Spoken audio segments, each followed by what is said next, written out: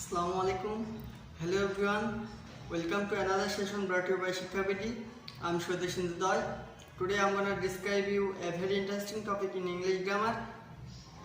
It is voice. This is a very interesting topic for class 6 to 12 in Bangladeshi curriculum. I hope the students of class 6 to 12 will attend the class now or later. So without wasting time, let's start. So first of things, we have to know that what is voice. Voice is the form of the verb in the sentence that shows whether the subject acts or acted upon. অর্থাৎ ভার্বের যে রূপ তার subject সক্রিয় না নিষ্ক্রিয় বাক্যের মধ্যে তার নির্দেশ করে তাই ভয়েস। ভয়েস অর্থ বাচ্য। There are two types of voice and one is active and another is passive. So we must know what is active or what is passive voice. যে ভয়েস দ্বারা বা ভার্ব দ্বারা বাক্যের সাবজেক্ট তার নিজের কাজ সম্পন্ন করতে পারে সেটা হচ্ছে অ্যাক্টিভ ভয়েস। যেমন আই ইট এ ম্যাঙ্গো। আবার সেন্টেন্সের সাবজেক্ট যখন নিষ্ক্রিয় থাকে এবং অন্যের কাজ সাবজেক্টের উপর আরোপ করা হয় তাকে প্যাসিভ ভয়েস বলে। যেমন a mango is eaten by me. So আমরা এখন জানবো যে কিভাবে অ্যাক্টিভ থেকে প্যাসিভ ভয়েসে রূপান্তর করতে হয়। তো অ্যাক্টিভ ভয়েস থেকে প্যাসিভ ভয়েসে রূপান্তর করতে হলে কিছু মৌলিক নিয়ম জানতে হবে। So let me discuss in details. তো বোর্ডে দেখা যাচ্ছে একটি সেন্টেন্স লিখেছি আমি, I eat a mango. Voice পরিবর্তন করতে হলে প্রথমত তিনটি শর্ত আমাদের মেনে চলতে হবে। বাক্যের মধ্যে কোনটা সাবজেক্ট, কোনটা অবজেক্ট এবং কোনটা ভার্ব এটা আমাদের খুঁজে বের করতে হবে। তো এই বাক্যের দিকে একটু খেয়াল করি, আই ইট এ ম্যাঙ্গো। তাহলে এখানে প্রথমে আমাদের ভার্বকে খুঁজে বের করতে হবে। আমরা জানি যে সকল ওয়ার্ড দ্বারা করা, যাওয়া, খাওয়া, হওয়া অর্থাৎ কোনোরূপ কাজ করা বোঝায় তাকে ভার্ব বলে। অর্থাৎ ইট মানে খাওয়া আমরা জানি, তাহলে ইটটা হচ্ছে ভার্ব। এবার আসি আমাদের অবজেক্ট এবং সাবজেক্ট খুঁজে পেতে হবে। তো এ ব্যাপারে আমি একটি ছন্দ লিখেছি। ছন্দটা হচ্ছে এরকম, প্রশ্ন করো কি বা কাকে, চিনে নাও অবজেক্টটাকে। প্রশ্ন করো কে বা কারা, সাবজেক্ট হিসাবে দেবে সারা। আসলে এই প্রশ্নটা কাকে করব? প্রশ্নটা ভার্বকে করব। অর্থাৎ ভার্বকে যদি আমি প্রশ্ন করি কি দিয়ে, যে ইট মানে খাওয়া, কি খায়? এই ম্যাঙ্গো, একটি আম খায়, তাহলে এই ম্যাঙ্গো হচ্ছে অবজেক্ট। যদি প্রশ্ন করি কে খায়, আমি খাই, আইটা হচ্ছে সাবজেক্ট। এটা হচ্ছে খুব গুরুত্বপূর্ণ, ভয়েস পরিবর্তনের জন্য এটা খুবই গুরুত্বপূর্ণ। তো তাহলে আমরা এই বাক্যটির সাবজেক্ট, অবজেক্ট এবং ভার্ব চিনলাম। এবার আসি পরিবর্তনে। তাহলে অ্যাক্টিভ ভয়েসের অবজেক্ট প্যাসিভ ভয়েসের সাবজেক্ট হিসেবে চলে আসবে, অর্থাৎ শেষেরটা এই ম্যাঙ্গো প্রথমে চলে আসবে। এবার অ্যাক্টিভ ভয়েসের সাবজেক্ট প্যাসিভ ভয়েসের অবজেক্টে চলে যাবে, অর্থাৎ আইটা শেষে চলে যাবে। তাহলে আমরা দেখে নিই কি আসে। এ ম্যাঙ্গো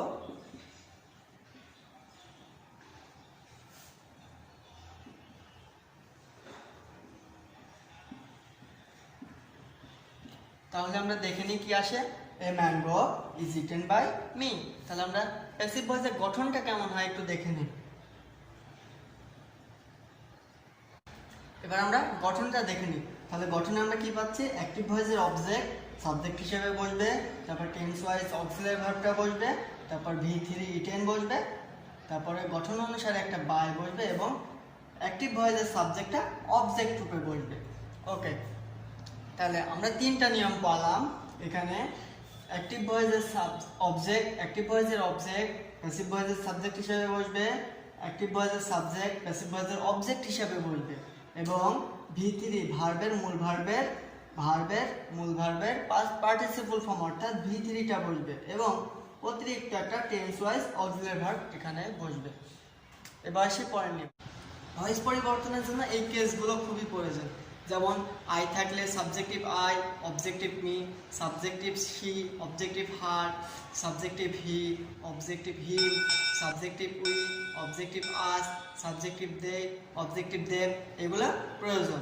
যেহেতু সাবজেক্ট প্রথমে বসে, অবজেক্ট বাক্যের মাঝখানে অথবা বাক্যের শেষে বসে, এটা মনে রাখতে হবে।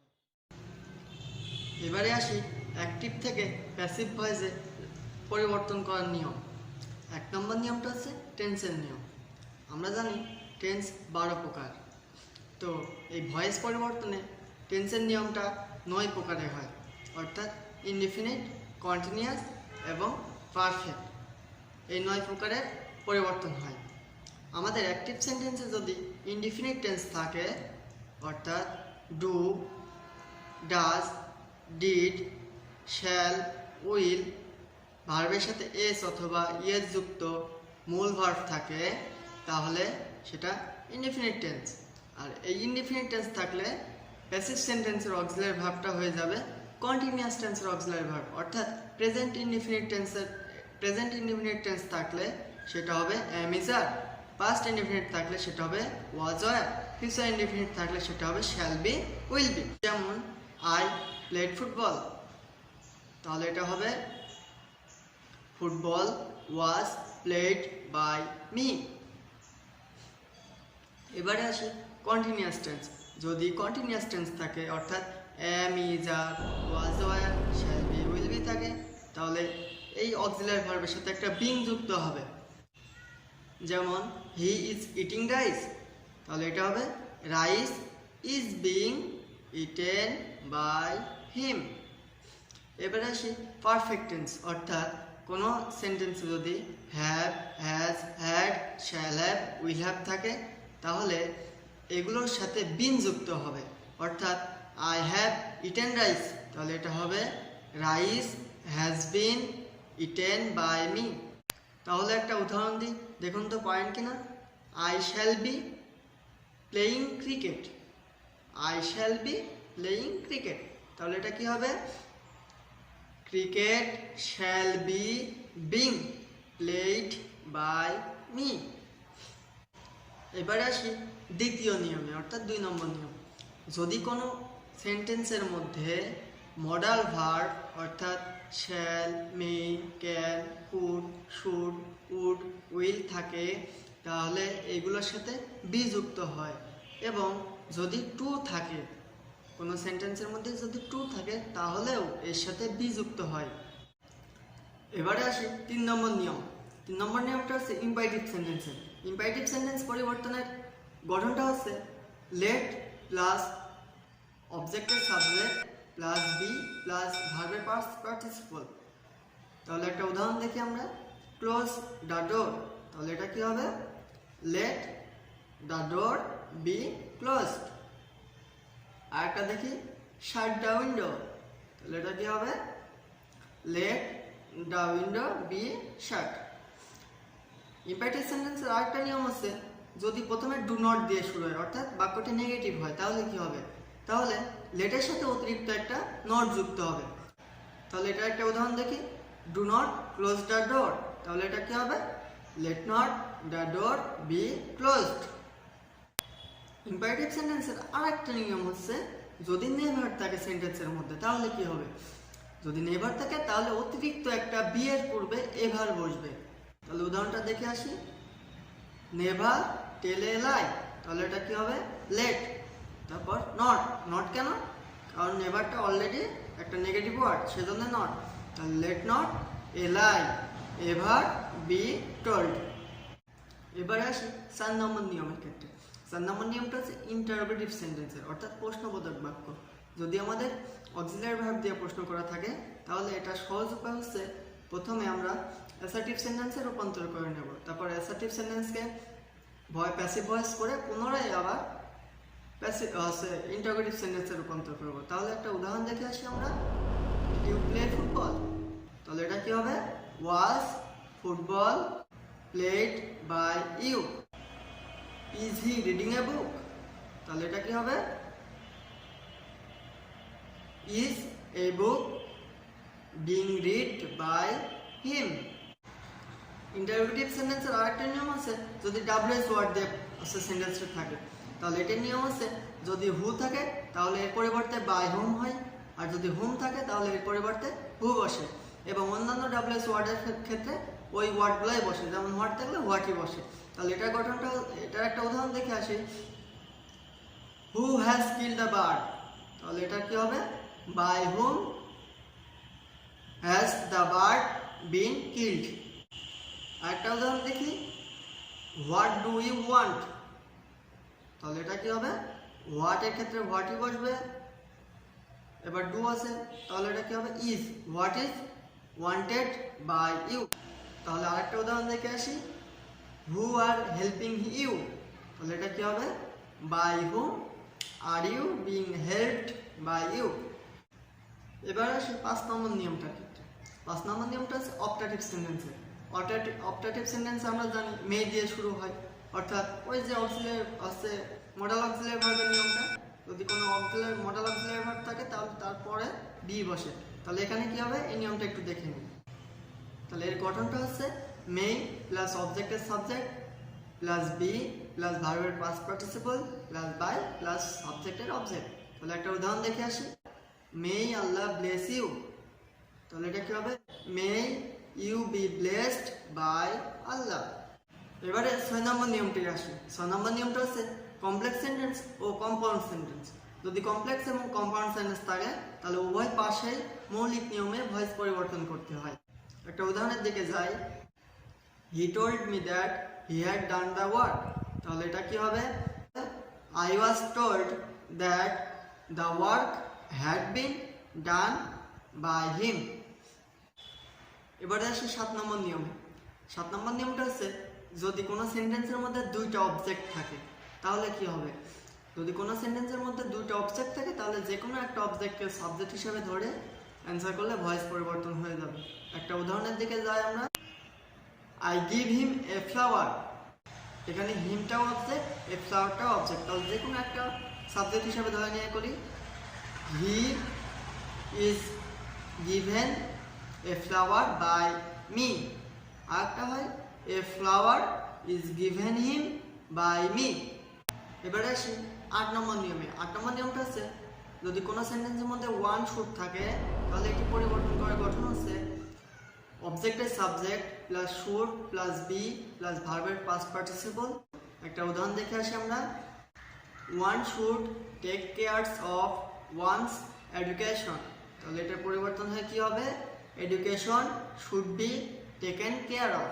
এবারে আসি 8 নম্বর নিয়মে। 8 নম্বর নিয়মটা খুবই সহজ, যদি কোনো সেন্টেন্সের মধ্যে রিফ্লেক্সিভ প্রোনাউন থাকে। স্যার রিফ্লেক্সিভ প্রোনাউনটা কি, তাহলে রিফ্লেক্সিভ প্রোনাউন হচ্ছে যে প্রোনাউনের সাথে সেলফ অথবা সেলফস যুক্ত থাকে, যেমন মাই সেলফ, হিমসেলফ, দেমসেলফস, হারসেলফ, এগুলো আর কি। যদি এগুলো থাকে তাহলে সাবজেক্ট আর অবজেক্ট এর স্থান বদল হয় না, অর্থাৎ সাবজেক্ট অবজেক্টে যায় না আর অবজেক্ট সাবজেক্টে আসে না, যে যেখানেই থাকে সে সেখানেই থাকবে।